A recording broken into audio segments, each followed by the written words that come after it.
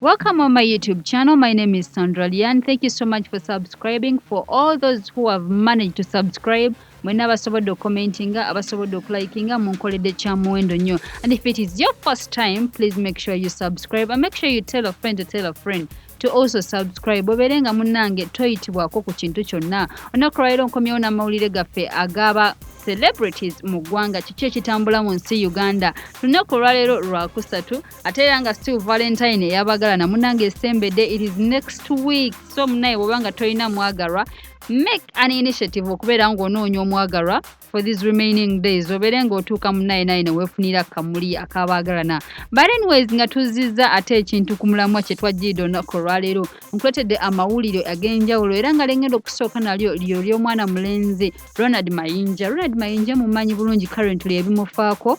Yalabika nti nno ajoininga politics ate n'ava mu kibiina ekiyitibwa People Power ekikulemberwa omubaka Bobi Wine oba muyite Kyagulanyi Ssentamu. Era okuva lwe yava mu kibiina ekyo ekya People Power buli omu yafuna question marks ez'enjawulo ate nga weewuunye nno avuddemu agenda wa mu kibiina ekya NRM. Ate nga mujjukire bulungi buli muyimbi eyeegatta ku kibiina ekya NRM ng'oba weewangulidde bucupa freely nga tewali naakusindise nga tewali naakukase.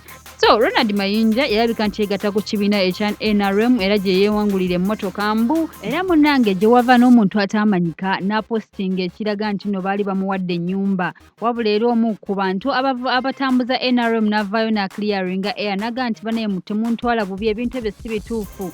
That is not my account, that is a fake account. Era abantu ne bakikodamu stamp. So tuba tuli awo aye tugenda okulaba Ronald Mayinja avuddeyo ati ye creating ekibiina ekikye ku bubwe ekiyitibwa Peace for All for Peace. Kugamba buli omu avuddeyo kasaba nga alina erinnya lye kugamba erikwatayo eritambulira mu category eyo yo ng'atuma ekibiina kye. Erinnya teritegerekeka bulungi naye ndowooza mulitegedde bulungi, Peace for All and All for Peace. So bw'atandika ekibiina kye era oluvuvuŋŋano ne lutandika nga kigambibwa mbu yandibanga naye ayagala kwesimbawo for presidency. Okitegeera mu kibiina kye wali wonna omanyi buli omu kasita creating ekibiina kye aba yeeyagaliza kintu kisinga, so nga kitambulira mu nkubo mbu naye yandibanga ayagala kurwaninga for that mu myaka egijja mu maaso. Ayinza obutakimakinga right away ku eno 2021 but then kyaluubirirwa mu maaso awo ekibiina ky'okuba nti naye munnange avuganya ku bukulembeze bwa pulezidenti bwa Uganda. So tuba tuli awo munnange laavu nga bw'ogimanyi ebifaananyi bibadde nga biyitiŋŋana mu maaso wali wonna RACHEAL NAMIIRO we beenywezezza nga we beekoze eki ngera we mbira be biyita ku screen yo. So munnange ffe ebifaananyi kasita bitandika okuyitiŋŋana tutyo tufunamu question marks n'okweraliikirira tugamba abantu abakulu be batandikidde okwekwata bati bandibanga waliwo munnange kye batufumbira, wandibanga waliwo ekigenda mu maaso. So kakati munnange naffe gye tutaba tubisomera mu bbaluwa.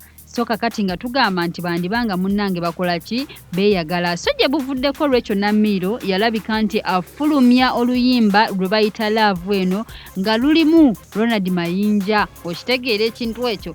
So munnange yagenze okulaba RACHEAL NAMIIRO ebintu bya Ronald Mayinja byandibanga birimu okuwanvuwa olw'ensonga ya politics kubanga the moment you join NRM ate ng'oli musician awo manye weewangulidde bucupa bwa bwereere kubanga yo evidence mugirabiddeko ku bayimbi ab'enjawulo okuli Big Eye, okuli Catherine Kusasira, okuli Big Size, Bebe Cool, ebintu ebitambula bwe bitu. So kasita oba ng'oli mu NRM omanya bumanya nti abantu bagenda tandikirawo okukola ki okuwalana. Era nga ne mwana mulenzi ono Ronald Mayinja kasita yagatta ku NRM abantu ne beewera ne bagamba tugenda mu kuba obucupa mu lo. Era nga batamanyi RACHEAL NAMIIRO omuwala ono abadde yakatandika okuyimba era ng'ali mu bandiyaani ya Ronald Mayinja. So oluyimba luno lwe baali baata olwa Love ne badde ekyali mu audio, RACHEAL NAMIIRO yazzeeyo mu studio again n'alabika nti no arecordinga oluyimba luno again okuba nti no alimu yekka.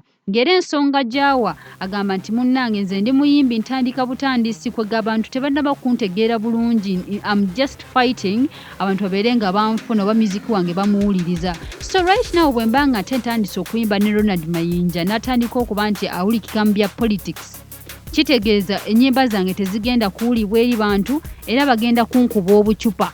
so n'agamba nti akwe kusalawo nzire mu studio, let me hit studio again mbere nga recording oluyimba luno again luyitibwa Love eno nga temuli ddoboozi lya Ronald Mayinja. Oluyimba luno lusobole okutambula era twasobodde okufuna ku audio ye olw'omukyalo ono Rachel Namiiro nga tunnyonnyola ensonga lwaki yasazeewo to hit studio again okuba nti no afulumya oluyimba luno olumanyiddwa nga Love eno again nga temuli ddoboozi lya Ronald Mayinja era nga kirabika n'enkolagana gye babadde wakati waabwe kwegamba eriwo ky'omanya kati erabika ekendedde kubanga tasobola te ku hitting studio again nga tewali nkiriziganya, so she has decided to spill out ebyama lwaki yasazeewo okulabika nti she hits studio again okuba nti no afulumya ekintu ekipya. Byabufuzi bye byamunzigisizzaamu olw'ensonga nti Mayinja bimwogerwako bingi nnyo, sigamba nti nakankanye naye munenze nkyanoonya future music. I'm still looking for the future. Ndaba obucupa babukuba abantu bakuba abantu abayimbi obucupa, so nze nenjagala oluyimba lwange ndugyemu Mayinja nsobole okululeka lutambule. Love eno ebadde etambudde ng'erimu Mayinja naye ate kiragenda kutambula n'erisinga, so kati nsaba abantu bagyagale. Mayinja namugyemu lwa byabufuzi, sibisobola, sijja bisobola eby'obucupa.